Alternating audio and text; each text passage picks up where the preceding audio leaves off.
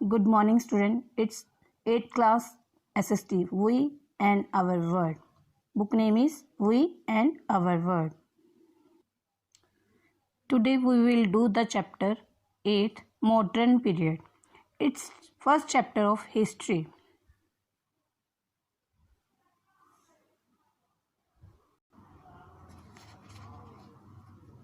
In class 6, you have studied about the period from Stone Age to development of the civilization and many empire in different part of the India, etc. In class 6 में आपने क्या पढ़ा? Stone age के बारे में. आपने class 6 में stone age के बारे में पढ़ा और डिफरेंट सिविलाइजेशन की डेवलपमेंट के बारे में पढ़ा, मैंने एम्पायर्स और कई तरह के राज्यों के बारे में पढ़ा. In class 7th, you have studied about the rise of various empires in North and South India, Turkish invasion, Delhi Sultanate, regional powers, and Mughal Empire, etc. And class 7th में आपने क्या पढ़ा? You have read about the various empire, बहुत से राज्य जो कहाँ पे थे? नॉर्थ एंड साउथ इंडिया में. नॉर्थ एंड साउथ इंडिया के बहुत से राज्यों के बारे में पढ़ा. तुर्किश इन्वेजन मतलब हमला तुर्कों के हमलों के बारे में पढ़ा. दिल्ली सल्तनत के बारे में पढ़ा. रीजनल पावर जो प्रादेशिक राज्य थे उनकी शक्तियाँ कैसे बढ़ी उनके बारे में पढ़ा. And Mughal empire etcetera. Now we are going to learn about the modern period of Indian history. We begin in the 18th century after 1707 when the Mughal emperor Aurangzeb breathed his last. In this book we will read about the modern period of Indian history. हम इस book में history के modern period के बारे में पढ़ेंगे. In class 6 you have read about ancient period, and in class 7th you have read about medieval period, and in class 8th you will read about modern period of Indian history. Modern period of Indian history started from 18th century. Modern period जो था India history में 18th century से शुरू हुआ. Mughal emperor Aurangzeb की मृत्यु के बाद 1707 में जब मुगल एम्परर औरंगजेब की मृत्यु हुई उसके बाद जो समय आया वो modern period of Indian history का था. The crumbling of old system के place new ideas and many new powers emerge on the political horizon of India. Crumbling of old system, और जैसे ही मॉडर्न पीरियड आया तो पुराना सिस्टम खत्म हो गया धीरे धीरे और न्यू आइडियाज़ आए, नए विचारों का उदय हुआ. और many new powers emerge on the political horizon of India.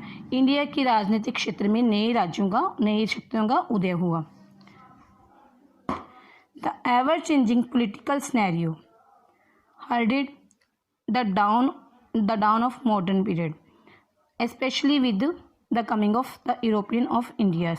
मतलब पोलिटिकल सिनेरियो में, राजनीतिक क्षेत्र में लगातार ही बदलाव होते रहे. इस बदलाव के दौरान ही यूरोपियन का इंडिया में आगमन हुआ. यूरोपियंस लोग जो हैं इस समय इंडिया में आए. During this period India was exploited politically, socially, economically and culturally. जब ये यूरोपियन जो लोग इंडिया में आए तब हमारे भारत में जो था, हमारा भारत की दशा थोड़ी ख़राब थी, दुर्दशा थी. हमारा भारत एक्सप्लॉइट हो रहा था. किस चीज़ में शोषण हो रहा था भारत का? पॉलिटिकल सिस्टम में, राजनीतिक क्षेत्र में. सोशल मतलब सामाजिक क्षेत्र में. इकोनॉमिक मतलब अर्थशास्त्र क्षेत्र में. कल्चर मतलब सभ्यता संस्कृति में. मतलब हमारा देश तब पिछड़ा हुआ था क्योंकि समय समय पर अनेक लोगों ने, अनेक बाहर के विदेशियों ने हमारे देश पर आक्रमण किया. जैसे कि हमने 7th क्लास में पढ़ा था तुर्किश इन्वेजन, तुर्क लोगों के हमलों के बारे में. दिल्ली सल्तनत आई हुई, रीजनल पावर, मुगल एम्पायर, मतलब इनके आने की वजह से तो जो हमारी इंडिया की दुर्दशा इंडिया की दशा जो थोड़ी ख़राब थी. किसके क्षेत्र में? Politically, socially and economically, culturally also. The East India company was established as a trading company. तब जो ईस्ट इंडिया कंपनी भारत में आई तब वह सिर्फ ट्रेड करने के लिए, भारत में ट्रेड करने के लिए आई थी, ट्रेडिंग कंपनी बनकर आई थी. But it took advantages of the political instability and gradually took over the control of a large part of India.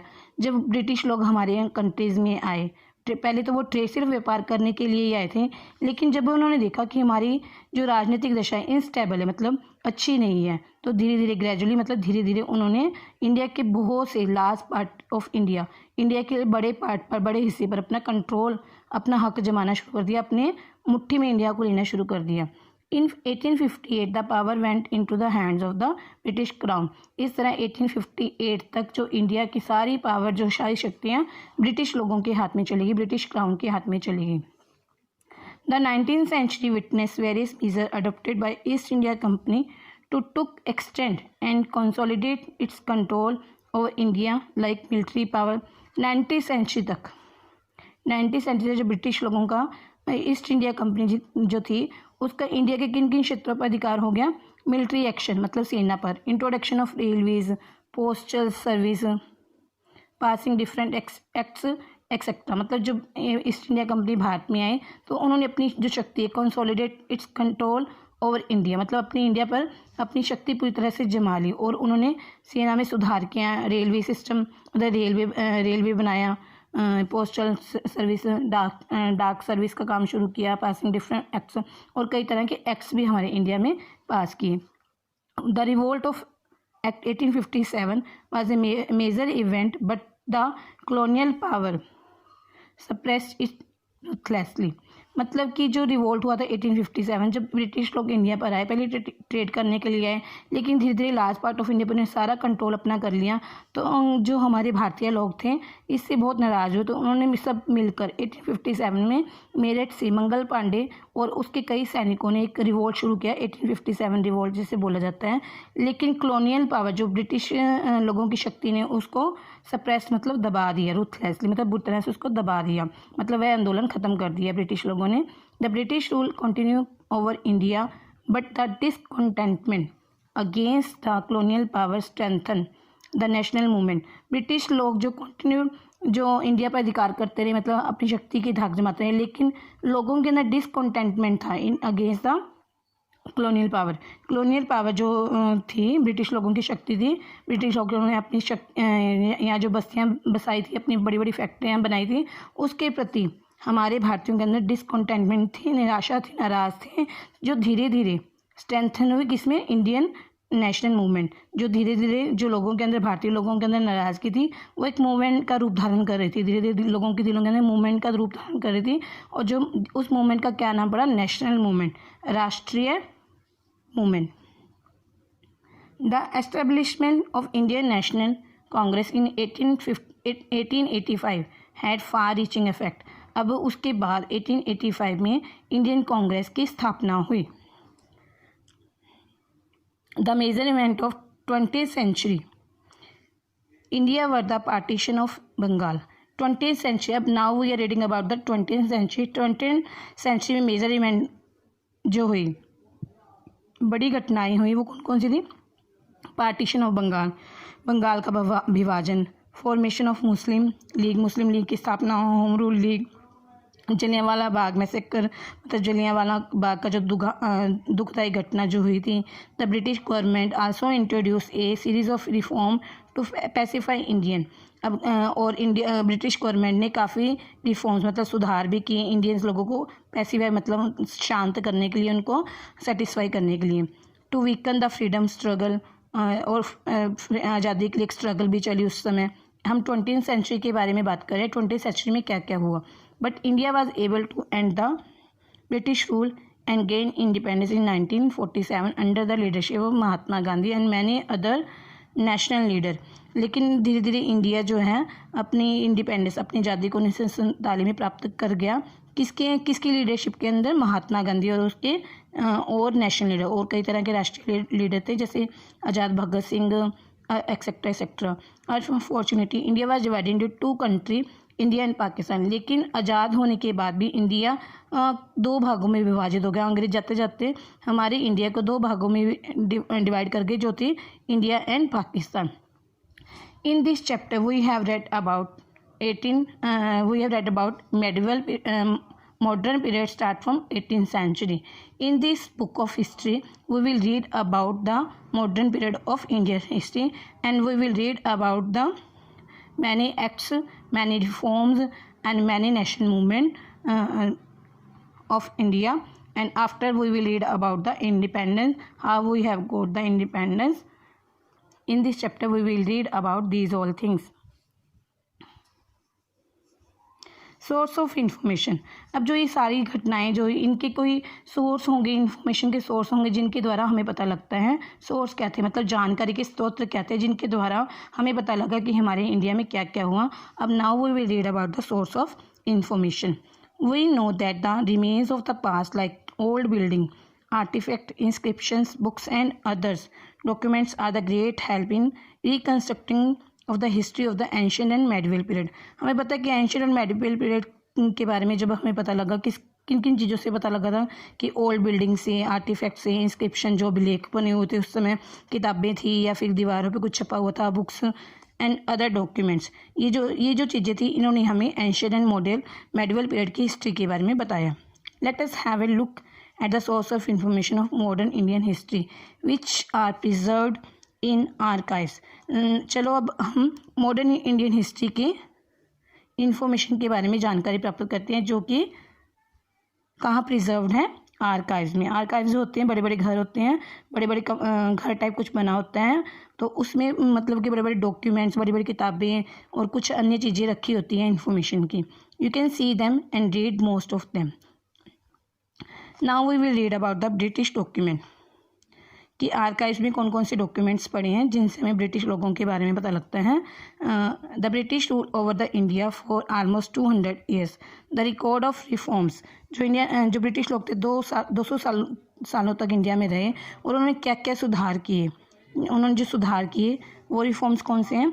Morley Minto reforms 1909 में ब्रिटिश लोगों ने मॉर्ली मिंटो रिफॉर्म किया। रिपोर्ट ऑफ साइमन कमीशन 1929 में report of Simon commission का जो हुआ था वो सारा 1929 में हुआ। उसके बारे में यहाँ डॉक्यूमेंट्स वगैरह जो ब्रिटिश डॉक्यूमेंट है ये आर्काइव में पड़े हैं। The government of India act 1835, जो गवर्नमेंट ऑफ इंडिया एक्ट जो 1935 में पास हुआ था, एक्सेट्रा, मतलब इस तरह के डॉक्यूमेंट हमारी इंडियन आर्काइव्स में अभी भी संभले हुए पड़े हैं जिनके द्वारा हमें पहले की जानकारी पता लगती है। The important source of informations, they are also important source of informations. They tell us about the condition of the people as well as administration of that time।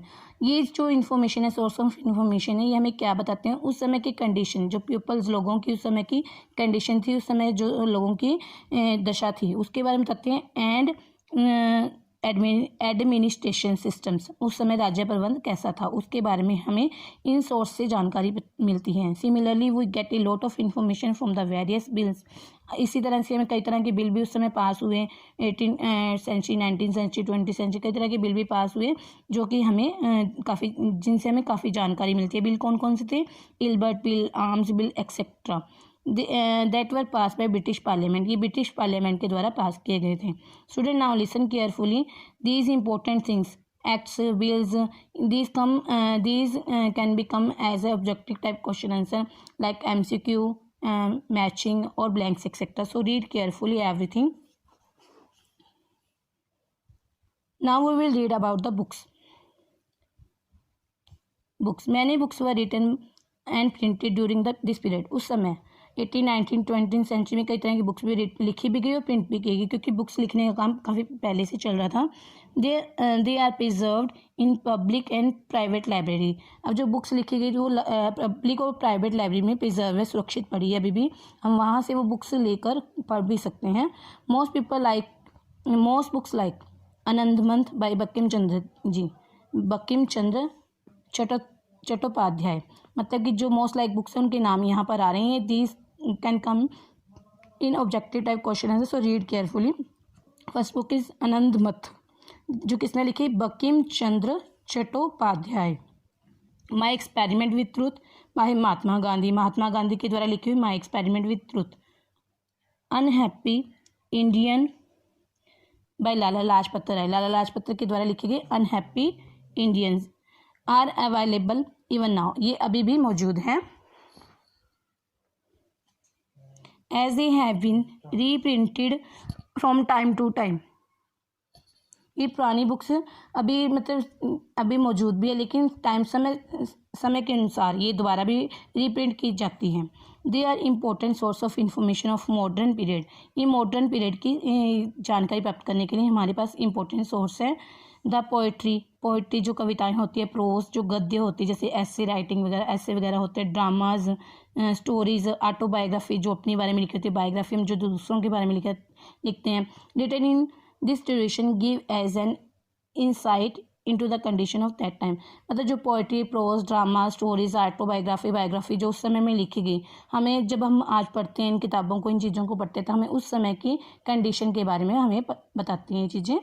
Now read about the letters, writing, speeches etcetera. Now we will read about letters, जो उस समय letters वगैरह लिखी जाती थी, writing लिखी हुई थी, स्पीचेज वगैरह थी etcetera. They provide information about the development that take place during a particular period. For example the collection of writing of Gandhi ji की जो राइटिंग थी उसकी कलेक्शन के बारे में बात कर रहे हैं।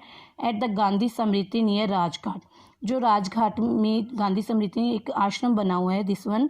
यहाँ पे गांधी जी की जो राइटिंग, गांधी जी ने जो भी कुछ लिखा था, लेटर्स लिखी थी, कुछ भी लिखा था, स्पीच लिखी, वो सारी यहाँ आज भी प्रिजर्व हैं। Which is one of the biggest museum on Gandhi ji has a library with around 60,000 books it. इसमें एक बड़ी सी लाइब्रेरी है जो गांधी जी की ई बुक्स, वहाँ पे 60,000 बुक्स वहाँ पे गांधी जी की मौजूद है अभी भी। It also has about 6,000 original photograph of Gandhi ji. यहाँ पे 6,000 इस म्यूजियम, यहाँ एक म्यूजियम बना हुआ है, गांधी स्मृति में एक म्यूजियम है, तो उसमें जो 6,000 गांधी जी की ओरिजिनल पिक्स भी अभी पड़ी है उस समय की। Freedom is our birth right, the slogan given by बाल गंगाधर तिलक। जो बाल गंगाधर तिलक ने अपने स्लोगन दिया था, अपना नारा दिया था, freedom is our birth right, आज़ादी हमारा जन्म सिद्ध अधिकार है। ये किसने दिया था? बाल गंगाधर तिलक ने स्लोगन दिया था, नारा लगाया था। And next slogan call given by the Netaji Subhash Chandra Bose, you give me blood and I will give you freedom. तुम मुझे खून दो, मैं तुम्हें आज़ादी दूंगा। ये स्लोगन किसने बोला था? सुभाष चंद्र बोस ने। उस समय ये आज़ादी के महान नेता थे, बाल गंगाधर तिलक, सुभाष चंद्र बोस, महात्मा गांधी। तो उन्होंने कई तरह के स्लोगन बनाए, कई तरह के नारे लगाए लोगों को प्रेरित करने के लिए, ताकि जनता एकजुट हो जाए और भारत की आज़ादी में अहम भूमिका निभा सके। And many other slogans tell us about the patriotic feeling. And अभी और भी कई तरह के स्लोगन थे, कई तरह के नारे थे जो हमें देशभक्ति, पैट्रियोटिक मतलब देशभक्ति की भावना के बारे में बताते हैं। And the national fever during our struggle for independence, मतलब उस समय किस तरह की लड़ाइयाँ, किस तरह स्ट्रगल हुए, सब हमें इन नारों, इन स्लोगन से, लेटर्स, राइटिंग, बुक्स एक्सेट्रा के को पढ़कर हमें उस समय की जानकारी मिलती है। Newspaper, now we will read about the newspaper. The London Times, Bombay times and the vernacular papers like Bal Gangadhar तिलक केसरी इन मराठी। जो बाल गंगाधर तिलक ने अपना एक केसरी न्यूज़पेपर लिखा था जो मराठी भाषा में था। अमृता बाजार पत्रिका इन बंगाली, और एक अमृता बाजार पत्रिका थी जो कि बंगाली भाषा में लिखी। Are important source of the history of modern period, ये उस समय मॉडर्न पीरियड के इम्पोर्टेंट सोर्स ऑफ हिस्ट्री हैं। नाउ वर्नाकुल मतलब पेपर्स मतलब अपनी भाषा में समाचार पत्र लिखना। Administrative reports of the government, administrative मतलब राज्य प्रबंध, शासन प्रबंध। अब इसकी रिपोर्ट हम पढ़ने जा रहे हैं। Now let's start. Administrative report of the government और गवर्नमेंट ऑन ट्राइब्स, मतलब जो उस समय की जो ट्राइब्स थी, ट्राइब्स क्या होती है, जो पहाड़ों में या जंगलों में जो लोग रहते हैं उनको ट्राइब्स बोल देते हैं। Caste and the land revenue settlement are also very important source of information, मतलब जो उस तरह कास्ट सिस्टम था, लैंड रेवेन्यू सिस्टम था, ट्राइब्स से गवर्नमेंट की जो पॉलिसीज वगैरह थी उसके द्वारा हमें उस समय की एडमिनिस्ट्रेटिव सिस्टम के बारे में पता चलता है। The basic objective behind the survey and report of the British government was to learn about India before it could be administrative effectively, मतलब जो बेसिक ऑब्जेक्टिव बिहाइंड इस सर्वे और इस रिपोर्ट के पीछे बेसिक जो ऑब्जेक्टिव था, बेसिक उद्देश्य क्या था कि जो British government was to learn about India before it could be administrated effectively. उस समय हमें ब्रिटिश गवर्नमेंट के बारे में पता लगता है कि उन्होंने किस तरह से सारे शासन को इफेक्टिवली एडमिनिस्ट्रेट किया था। For example, the report of the survey and settlement operation in the district of Champaran in 1913 to 19 इन बिहार। अब आपको यहाँ ऑब्जेक्टिव टाइप क्वेश्चन बन सकते हैं। Champaran, where is Champaran? चंपारण बिहार में है। This is and the survey report 1913 to 19। Internet database, internet database like digital South Asia library and the British Libraries Orientals and the Indian Office Collections provided lots of information। हमें जो digital ये जो database like digital South Asia library है, British library oriental है, Indian office collections जो हमें information के बारे में मेडिवल मॉडर्न पीरियड की इंफॉर्मेशन हमें बताते हैं।